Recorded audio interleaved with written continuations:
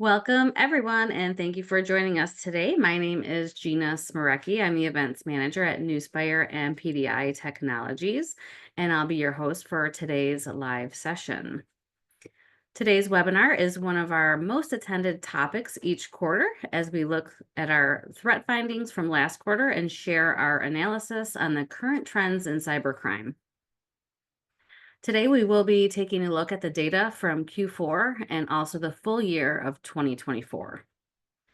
The full threat landscape report went live this morning and is now available to download from our website. So I'd like to go ahead and share the link to that for you guys in the chat. For anyone who's interested in taking a look at the full report, there's a lot of good stuff in there. All right, if you have questions during the presentation today, please submit them in the Q&A tab, and we'll try and leave a few minutes at the end. And just so you know, we will send out an email tomorrow with a link to watch the recording of this session. Now, before I introduce our speakers, some of you may have noticed that we're wearing PDI shirts today. We have been starting to communicate this exciting news about a huge milestone in our 25-year journey in this industry. Nuspire has joined forces with PDI Technologies, and we're working on rebranding everything to our new name. Our new name will be PDI Security and Network Solutions. I have a link here for anyone who wants to learn more about this transition. And there's some information on there, some FAQs, if you'd like to take a look at that. But it's important to note that we're the same team with the same mission, just getting a new name and a lot more resources behind us. So I'd like to go ahead and introduce you to our speakers today, Justin Hurd and Josh Smith. As the Director of Security Operations, Justin brings over 16 years of cybersecurity expertise to the forefront. His career has been characterized by an excellence in a range of roles, from threat hunter to incident commander and intelligence analyst. With his extensive knowledge and versatile skill set, he stands as a genuine authority in the field of security operations. He's dedicated to continuously enhancing our organization's defensive capabilities in response to ever-evolving threats. Josh is our principal threat analyst, intelligence analyst, who works closely in organizational threat landscapes, curating threat intelligence, and authoring this quarterly threat landscape report. Josh holds a master's degree in cybersecurity technology, and he previously served with the U.S. Navy as an operations specialist with 14 years of service. Thank you for your service, Josh. Josh has been quoted in Forbes, CSO Online, Channel Futures, Dark Reading, Motor Magazine, and others. And with that, I will go ahead and turn it over to Josh to kick things off. Thank you, Gina. Thank you, everyone, for attending. Certainly appreciate you checking in. I'm going to give you just a real quick heads up. I'm still fighting a bit of a cold. I had the flu last week. So if I randomly pause, that's just so I don't cough directly into your ear. Bear with me a little bit if I smooth through some transitions with that. But again, thank you very much for showing up. We certainly appreciate everyone. And start off here with what is our agenda for today. First of all, we're going to cover what is our methodology and our overview. How do we gather this data up? What are our processes for going through all of it? And then what we'll do is we'll jump into some different data sets. There'll be three in particular, one around ransomware, dark web markets and activity and info stealers, and lastly around exploits. And being that we're looking back at the entire year, we'll be able to take a look at Q4s and then take a look at the 2024 data as a whole. At the end of each one of those sections, I'll turn it over to Justin, and Justin will cover some different proactive strategies and techniques and things like that your organization can do to try to help get around some of these sorts of things and make you safer. And then lastly, Justin will tie everything up with a bow, and then we'll turn it back over to Gina. And so let's go ahead and hop into it. All right, thank you, Josh. Thank you for that introduction, Gina. Welcome, everyone. So we'll jump right into it with the methodologies and overview of our reports. This will look very familiar to threat intelligence lifecycle, which is gather, process, detect, evaluate, and disseminate. On the gathering side, we collect all the information from open source as well as our own data. So we have a lot of customer data, automotive, that we can kind of pull together to identify some larger trends that affect different industries. We process all that data in a way that we can present it. We use that data to create detections and do detection engineering to make our services better. And then ultimately, we're disseminating it to the stakeholders, which today this report, you all will be the stakeholders for this particular report as a way to prepare some operational intelligence to prepare for things that are changing and things that we're seeing happening today. All right, and to jump right ahead into our first section, specifically ransomware. If we take a look at the Q4 data there was over 2,000 ransomware publications. This is a 46% increase when compared against Q3. If you're not familiar with what a ransomware publication is versus maybe just a standard attack that's happening out there, these ransomware publications are the things that these ransomware groups have actually published on their dark web extortion sites. This is their way of saying that we had an attack, we exfiltrated data from the network, and we're now holding that ransom and applying this extra layer of pressure to try to get folks to go ahead and pay that ransom. We feel this is a really good metric to be able to determine how successful was that ransomware attack compared to maybe something that was stopped, very early in the kill chain and never was a full-blown successful attack. Ransomware still remains one of the most prevalent and evolving threats for organizations from small to large. And a lot of the activity that we've seen the surge come from is really the abuse of brand new zero-day exploits and these newly announced vulnerabilities once they come out. These threat actors are very, very quick to hop onto those things and attack organizations to try to beat them in that patch cycle. We've seen different law enforcement action that's come about specifically against like the Lockbit ransomware group. While it did affect their operations, but we've seen those other ransomware groups are very quick to pick up the power vacuum that exists. And if we look at our top 5 operators for Q4 specifically, Clop ransomware group has led the charge now, and they've surpassed Ransom Hub. Ransom Hub was our leading offender in Q3. There are some other groups that shifted around too. As we reported in Q3, we'd seen Meow, Play, and Quillen group. They have all now dropped out of the top 5 and were replaced by others. As I was mentioning, though, we're starting to see a lot of these attack trends. They're starting to shift towards more of these high-value enterprise targets. And I think a lot of that may have to do with things like cybersecurity insurance. These organizations may be more apt to pay out if they have a cybersecurity insurance policy, and these ransomware operators do their homework. They know those organizations will be more likely to pay out, and so unfortunately they become targeted. When looking at Clop specifically here and their activity, as we can see near the end of the quarter, there was a huge surge in activity from them. Specifically, what we saw there was a lot of abuse of Clio products. They had some 0 days that were announced in Q4 that targeted their products like Harmony, VL Trader, and Lexicom. They primarily use double extortion tactics, which is pretty common between all the ransomware operators. And that's where once they get in there, they steal your data, encrypt everything, and then publish that sample online saying, we'll release all of your data if you don't make a payment. And historically, we're seeing from Clop, they've been around since 2019, and they're still one of the most threatening groups, if you will. They have a big history of targeting the managed file transfer solutions. So not only things like the Clio products, but Move It, Go Anywhere, things like that. If we look at the ransomware extortions that we were able to witness by industry specifically, we witnessed the professional and technical services remained the top targeted sector. That trend was established in Q3. It's maintaining into Q4 as well.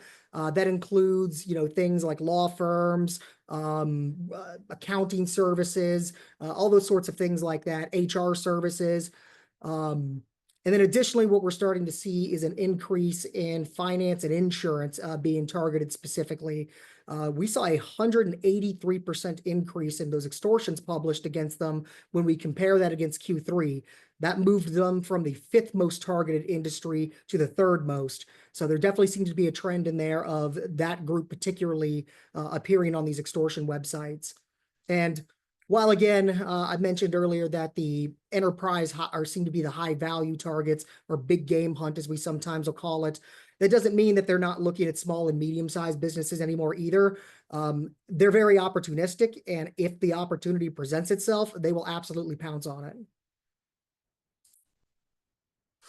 When we look at ransomware as a whole for the year of 2024, we saw over 8,000 total publications. This is about a 5% increase from 2023. And I know 5% doesn't sound like anything dramatic and, the sky is falling by any means, but I do want to remind that there was significant pressure against Lockbit, which was the previous 2023 all-time leader. You'll notice they weren't on some of the different charts that were available, and that's because they were impacted very heavily. But it goes to show that even taking one of the largest operators out of the picture, that was gobbled up very quickly by other operators in the space. Ransomware is still by far the top revenue driver for cyber criminals. Until that breaks, we're going to continue to see it. And we're going to continue also to see the renewed focus on things like zero-day vulnerabilities. And specifically, they're also very, very interested in supply chain weakness as well. If they're able to get into a single organization that provides services to multiple organizations, capturing that one gives them access to so much more.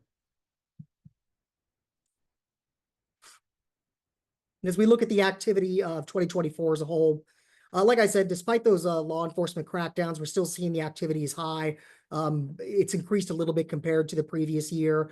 And we're seeing also a lot more collaboration between these ransomware groups and what we call initial access brokers. We'll talk more about that when we get to the dark web section, but initially just know initial access brokers are folks that initially get into a network. And once they get into that network, they're basically selling that access off to anyone who's interested in buying it. It's an easy way for them to make money without having to either have the technical skills to keep going forward or taking on that additional risk of continuing that attack. And so many of these different groups, though, will continue to focus on these different 0 days or continue to work with those initial access brokers to try to find valid credentials to get into a network. And as we look at our top operators for 2024, ransomware does end up taking the top spot. Even with Lockbit's pressure from law enforcement, they still fell only to number 2. Still goes to show the amount of impact they had throughout the year. And Ransom Hub very quickly capitalized on that vacuum. They weren't that high performers before. They focused, though, like all the other ones that we've mentioned here, on things like supply chain attacks, 0-day vulnerabilities, and they're really industry agnostic. They've been seen attacking things like Change Healthcare, Frontier Communications, and really industries anywhere. Again, they're very opportunistic. And then from here, I'll go ahead and turn it over to Justin. Thank you, Josh. A lot of great information there on understanding the different threat actors that are targeting organizations, but not only that, the different variants of ransomware that we can come across. There's a few things that we can do to help mitigate ransomware. Endpoint detection, or EDR, is a really great way to detect the techniques that ransomware actors use. So we're not necessarily just attacking against one threat actor, we're protecting against multiple threat actors with the use of signatures that target the techniques that they use. EDR does a really good job at this. It also has some standard antivirus capabilities like hashes and IPs and URLs. But the heuristics part of EDR really helps in detecting the things that happen during ransomware attacks. Data backup and recovery plan is crucial for these types of ransomwares. There is very rarely, and I would say almost never, a way to recover your data without paying the ransom or having a backup. So kind of planning for, having a ransomware attack and how you would recover from that, understanding where the crown jewels are as far as data goes inside your organization is very important. And it all starts with a plan. And so a recovery plan is very important there. And the last one here is cybersecurity awareness training. A lot of these initial access vectors not only come through 0 days, but exploitation of the users that are inside of your network. Using social engineering attacks, using drive-by downloads, other mechanisms for delivering malware like email, is very common and a very easy way for threat actors to get that initial access. So it's very important to just give your users some awareness on how to handle those things and just build kind of a sense of security in their head when they're thinking about the email that they're reading and what they may need to do with it. And I'll pass it back to Josh for dark web. All right, moving into our next section. Thank you, Justin.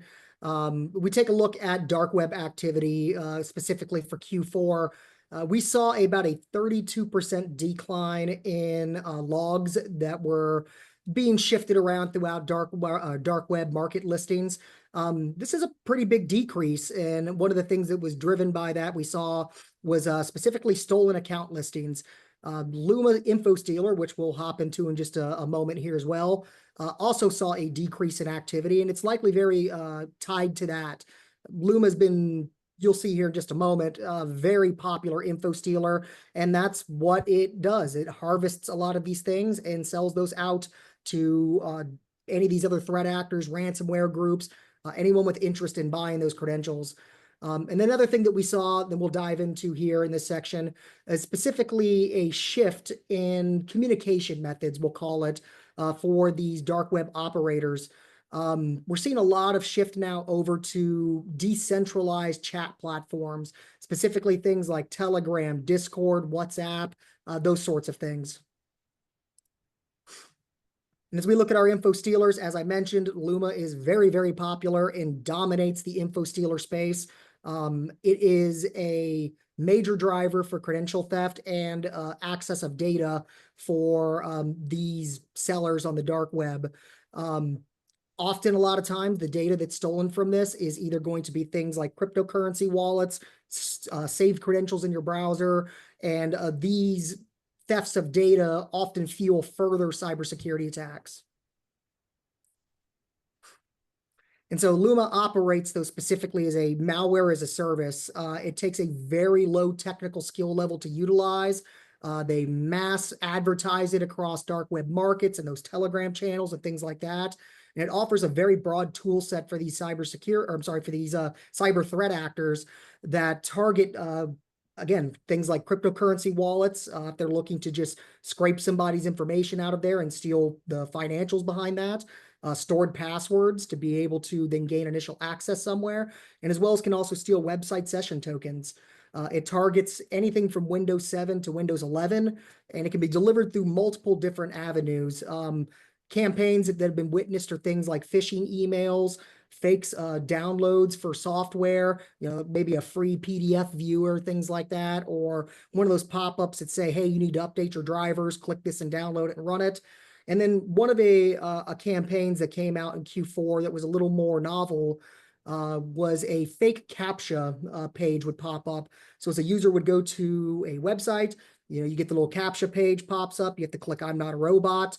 When they click that little I'm not a robot, what it did is it copied a malicious PowerShell command to their clipboard. Then they would have some pop-ups appear with images that would walk them through what they would say is to verify your identity or verify you're a human, but basically lead them to running that PowerShell command on their machine.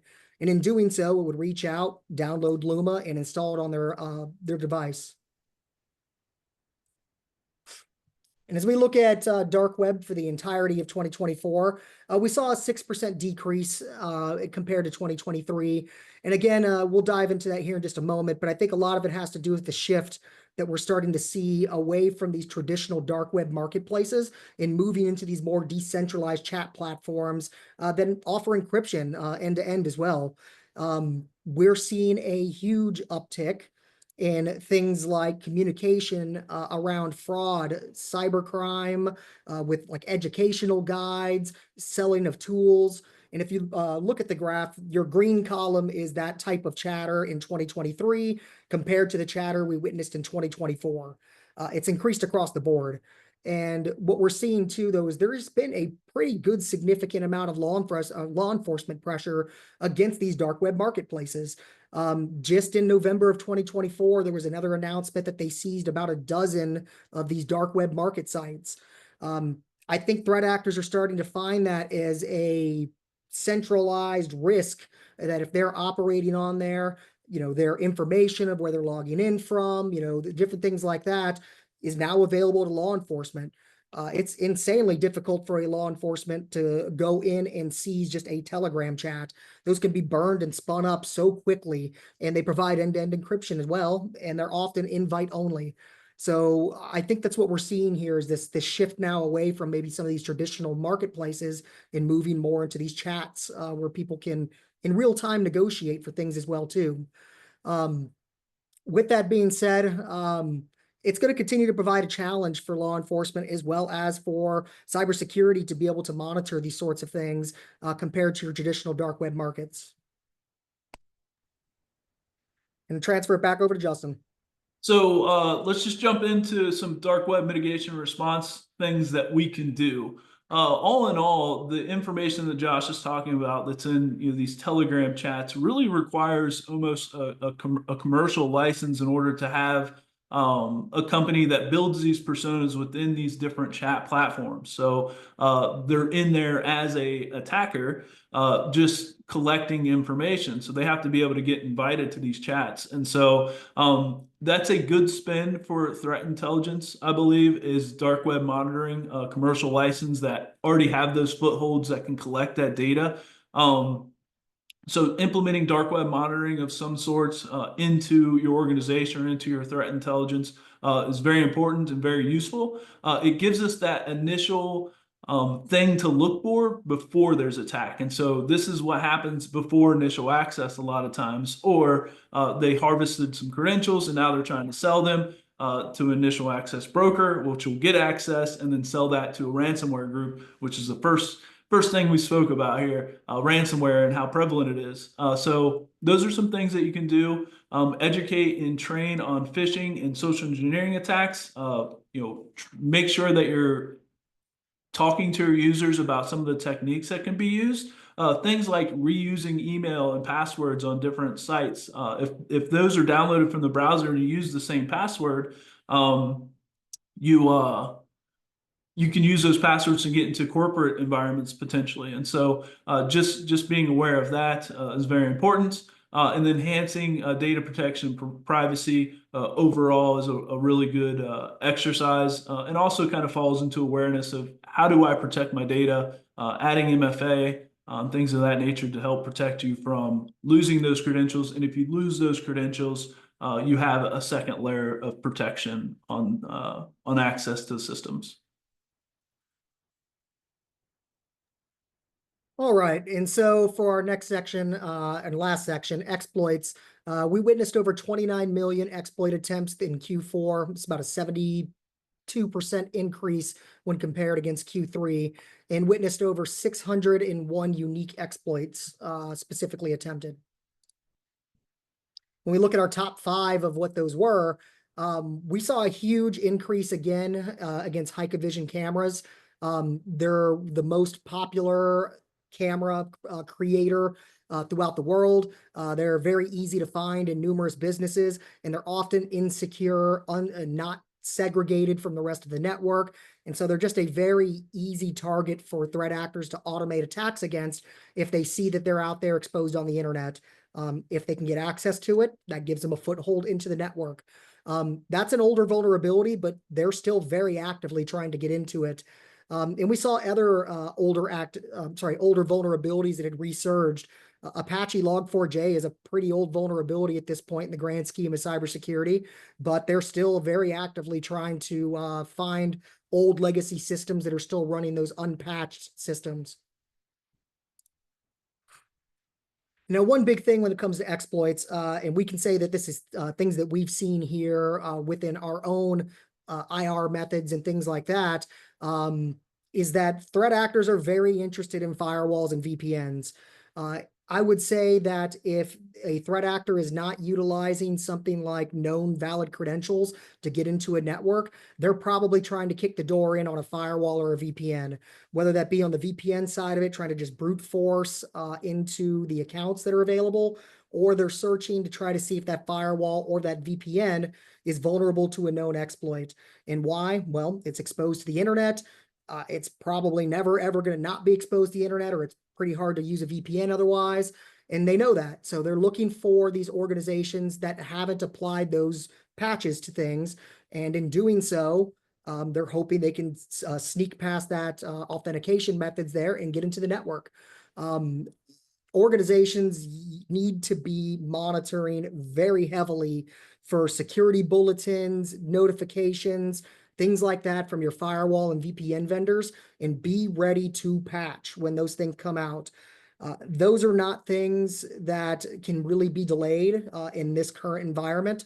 If you see a critical or high level vulnerability come out for your firewall or your VPN, you need to prioritize that.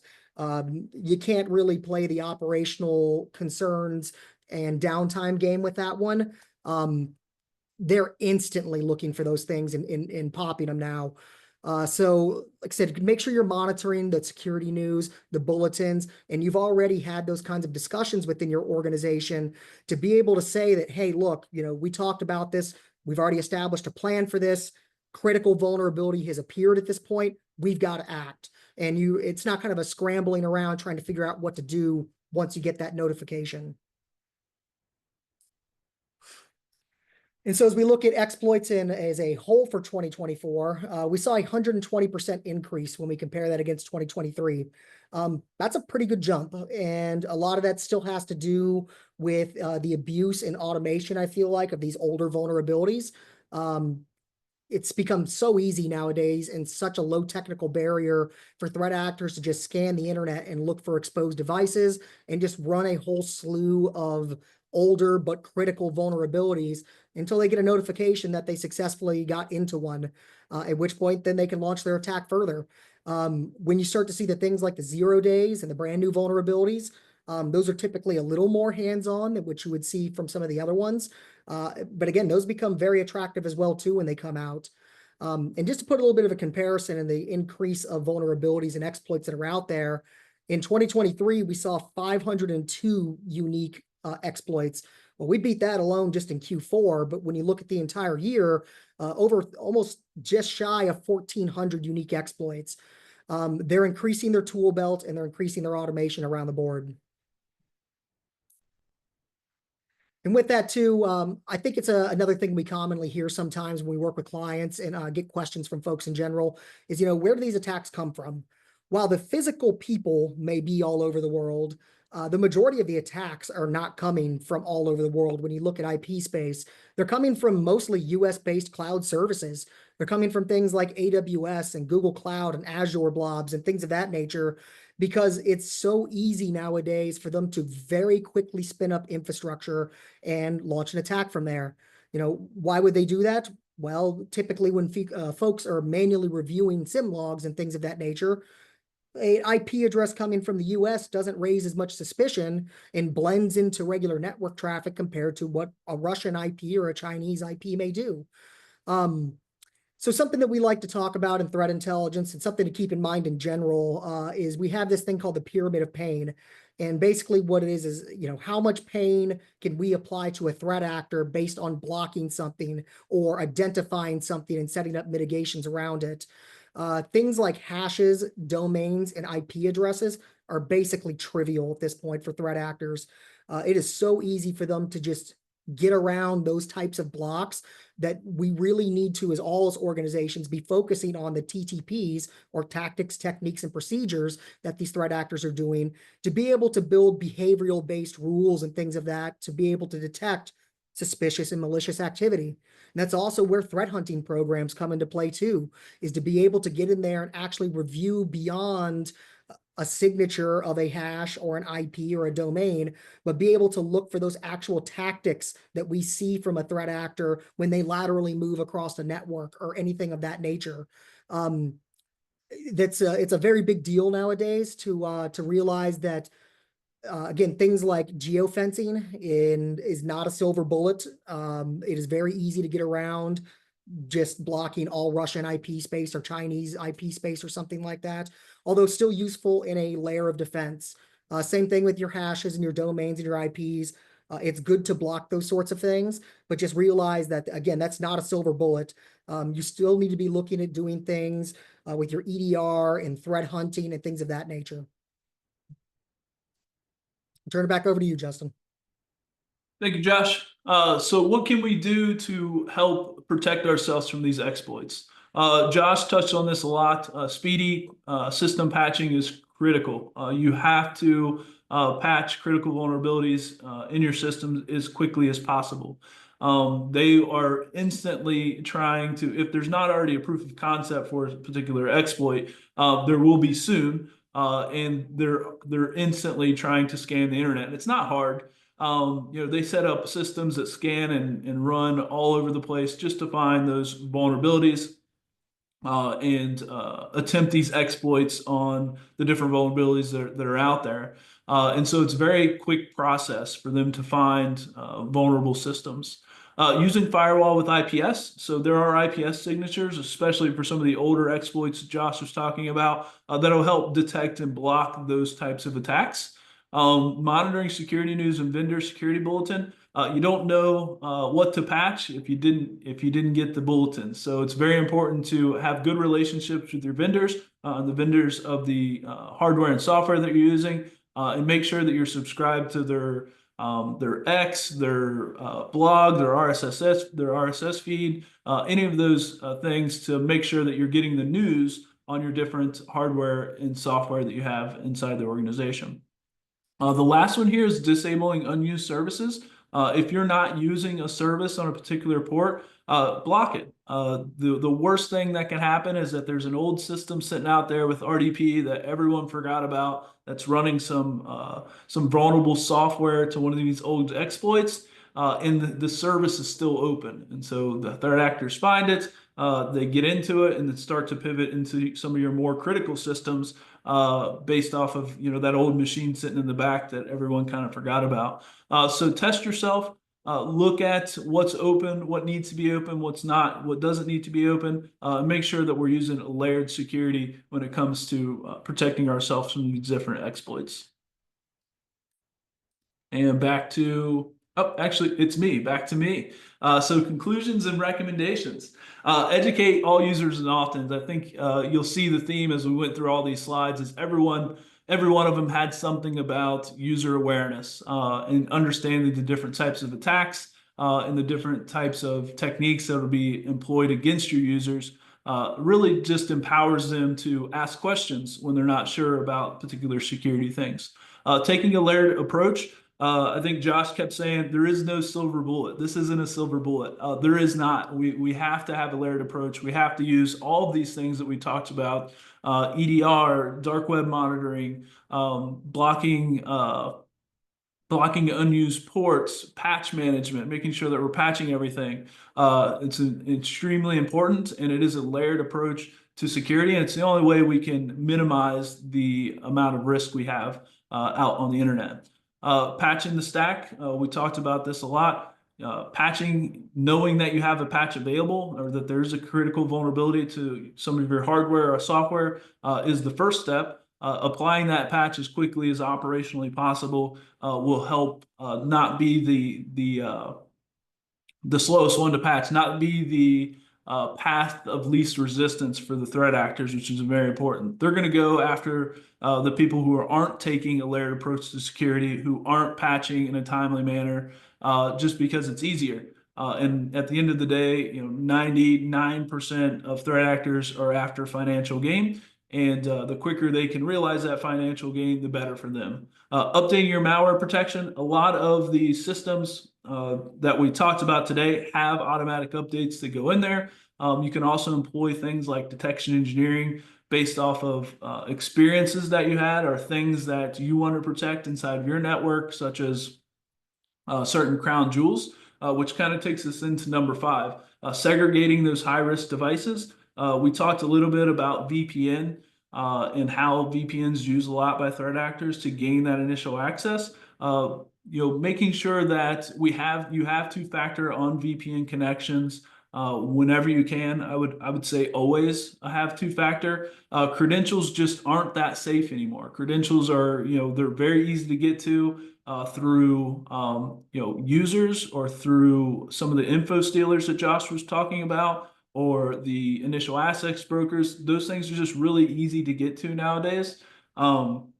And so having that extra layer, that two-factor, it doesn't 100% mitigate all threats, but it does make it a lot easier for you to protect your users and VPNs from that perspective. So I think that's very important. And the last one here is utilize threat intelligence. Threat intelligence, such as dark web monitoring, those IOCs that we talked about, blocking hashes, domains, URLs. That stuff is valuable. It is a layer to our layered approach. It is very valuable. Understanding what your exposure is on the dark web. Are threat actors chatting about you? Have they mentioned your company? Have they mentioned your users? Is very helpful, at least to know what's out there and to be prepared for the types of attacks that may target you. So with that being said, I will give it back to Gina.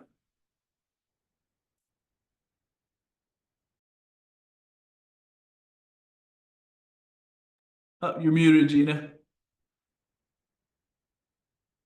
Thought I clicked on that. Sorry about that.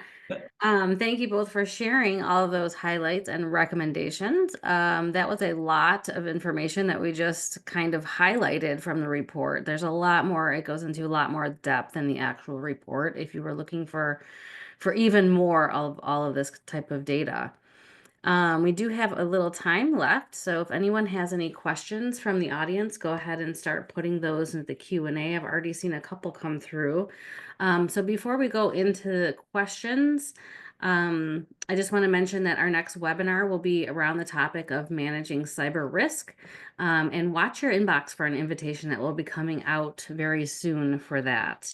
So what I'll do right now is just share out a few links, another copy of the link for the report, a link to the resources section on our website. There's a lot of free cybersecurity resources there if you want to browse through at your on your own time.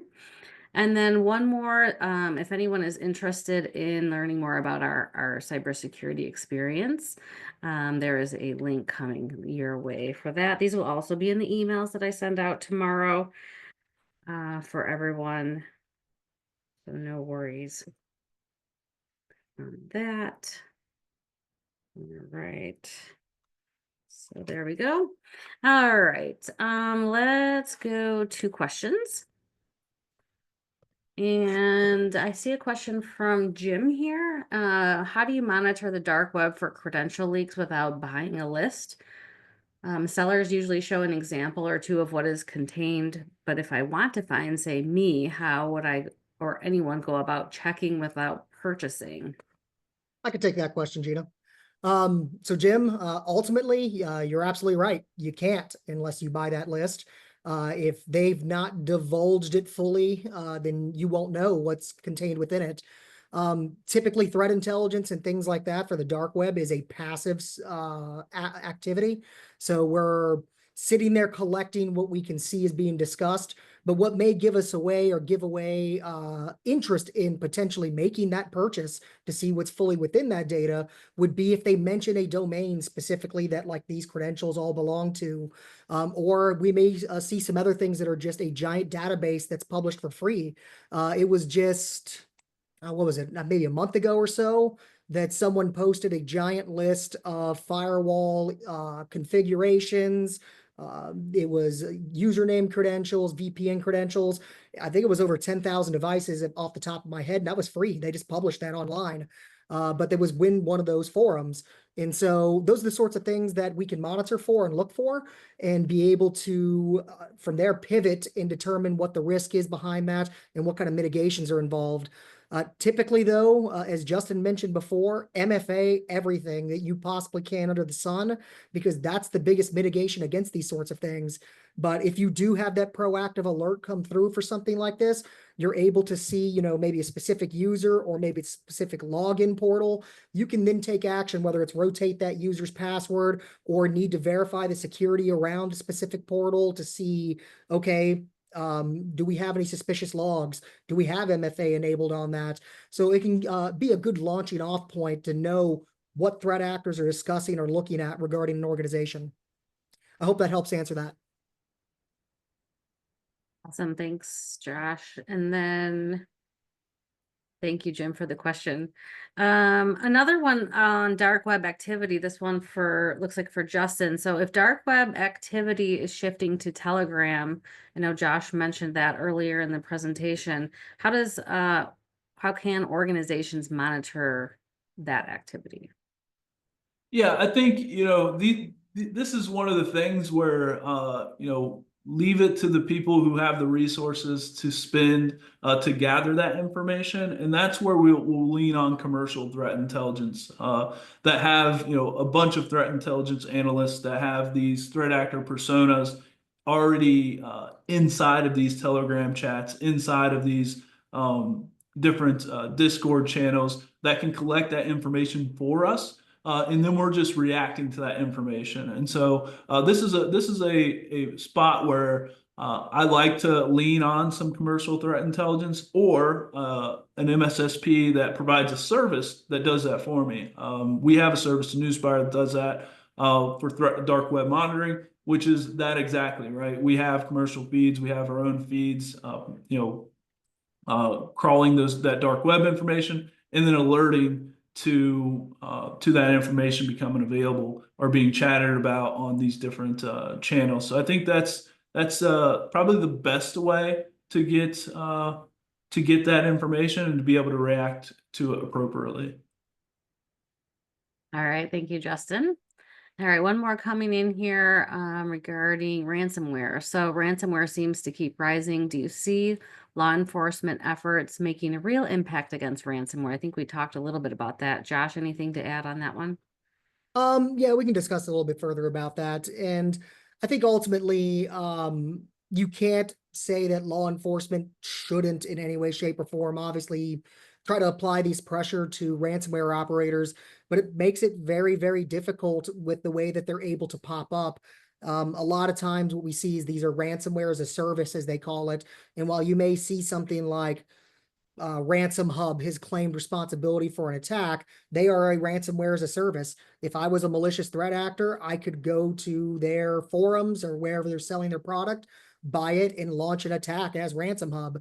So when you kind of have that decentralized organizational structure, it's difficult for law enforcement to go ahead and find where that centralized server is or the administrators of that stuff. So ultimately, I think law enforcement's certainly doing the best that they can with it, but we're seeing such a vast gobbling up of the power vacuum that's left behind that, like I said, even with all the stuff that happened, we still increased 5% over the year. So. Yeah, and I think just to add to that, I think law enforcement's doing a really good job at when they're getting data, sharing it with the different organizations that they were part of an attack or they're on some infrastructure or they see their IP space being attacked based off of stuff that they have. We've had a lot of instances where FBI, Department of Homeland Security, is actually sending information to our clients and say, hey, you may be a part of this larger attack. Here's the information that we have, so you can react to it. So I think they're doing a good job of sharing that information as they're taking down and monitoring these different threat actors, which is very helpful for us from a response perspective. Yeah, and actually, that you mentioned that too. So myself, and then for folks who may or may not have heard the name Sean Pope, he's our principal threat hunter. We were at GERCON in Detroit area, Michigan area, and we actually got to sit and talk with a couple of the FBI cybersecurity folks there. And one of the things that they found challenging, I'd like just to pass on, is sometimes they do present this data to organizations, and organizations think it's a scam.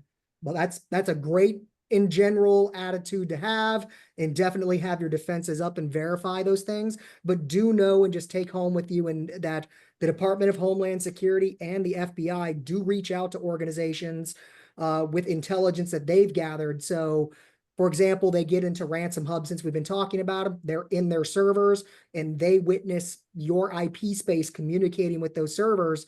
They may not release that fully public because they don't want to blow their law enforcement operation, but they may contact your organization directly and say, hey, we've seen your IP space communicating with that. If you do get something like that and you're ever unsure of the validity of it, look up your local field office for the FBI or Department of Homeland Security, make a phone call directly to them, and they can verify the legitimacy of it. Very good to know. Great information there. Thank you guys. All right. I don't see any other questions at this time. So we will go ahead and just give everyone 15 minutes of their day back. But if anyone comes up with any other questions, you're more than welcome to email us at webinars@nuspire.com, and I'll make sure to route those questions to the appropriate folks, or contact us through our website. Also, upon exiting the webinar, there will be a short survey that pops up, and we'd certainly appreciate any feedback you have for us today on this webinar. Any closing thoughts from either of you, Josh or Justin? But just as always, thank you everyone for taking time out of your day to attend, and we hope to see you next time. Yep. Same. Yeah, I appreciate everyone joining us, and stay safe out there. All right. On behalf of Nuspire, PDI, and our presenters, thank you for joining us, and have a great rest of your day, everyone. Thank you.